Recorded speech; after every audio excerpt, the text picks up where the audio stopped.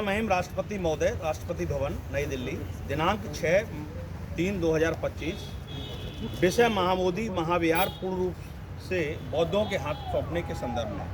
महोदय, पिछले 12 फरवरी से बोधगया टेम्पल के पास देश भर के विभिन्न बौद्ध संगठनों द्वारा बोधगया महाविहार पूर्णतः बौद्धों के हवाले करने के लिए आंदोलन पर हैं।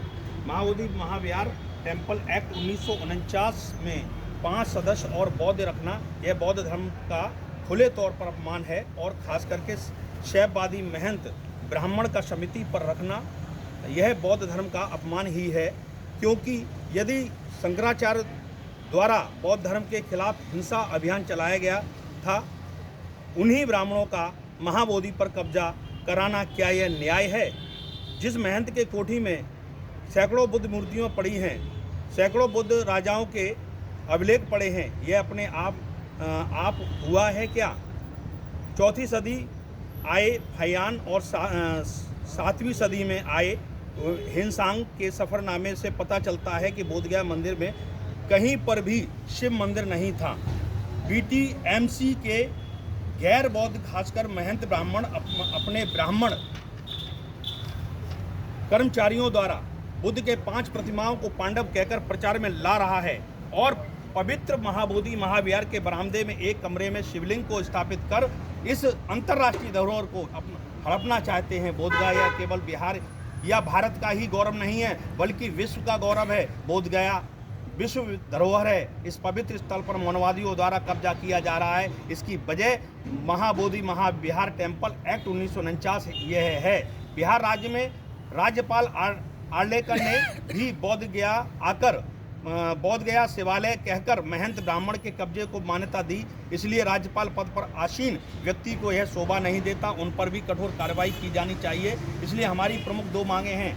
नंबर 1, महाबोधि महाविहार टेम्पल एक्ट 1949 तुरंत प्रभाव से रद्द कर नए सिरे से कानून बनाकर यह पवित्र बौद्ध स्थल भारत के बौद्धों को हवाले करना चाहिए। नंबर 2, महंत ब्राह्मण की कोठी पर यह सम्राट अशोक के राजमहल पर बनाई गई है। इसके ऐतिहासिक प्रमाण फ्रांसिस बुकानन के दस्तावेजों से प्रमाणित होता है।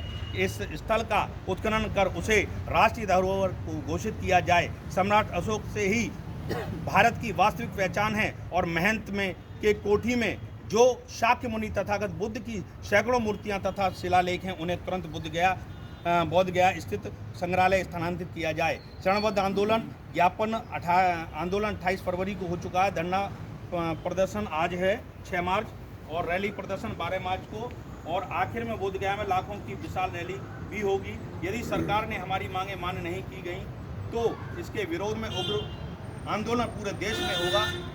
लॉ एंड ऑर्डर की समस्याएं निर्माण हुई तो इसके लिए सरकार खुद इसके लिए जिम्मेदार होगी। महाबोधि महाविहार के विधर्मियों से आज़ाद कराने के लिए महाबोधि महाविहार बौद्धों के हवाले करने के लिए आने वाले समय में देशव्यापी जेल भरो आंदोलन भी करेंगे। धन्यवाद। साधु साधु सर,